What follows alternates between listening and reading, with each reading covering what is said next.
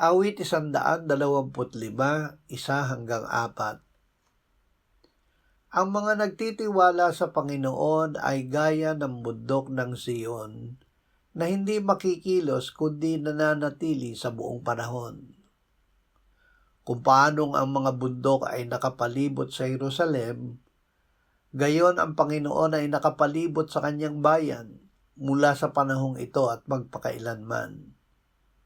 Sapagkat ang setro ng kasamaan ay hindi mananatili sa lupaing iniyukol sa mga matuwid, upang hindi iunat ng mga matuwid ang kanilang mga kamay sa paggawa ng masama. Gawan mo ng mabuti ang mabubuti, O Panginoon, at ang matutuwid sa kanilang mga puso. Ang Diyos ang ating proteksyon laban sa kasamaan. Dahil Diyos ang pumili sa atin, Siya ang nagsisilbing kuta na nakapalibot sa atin upang hindi tayo madaig ng masama at upang manatili tayong matatag. Sa gitna ng magulong mundo, ang presensya ng Diyos ay isang matatag na pader.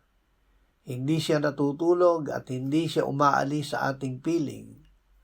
Kapag dumarating ang mga pagsubok o takot, paalalahanan ng sarili na napapalibutan tayo ng Diyos. Hindi kailangang manginig ang ating pananampalataya dahil ang ating seguridad ay nakasalalay sa kanyang kapangyarihan.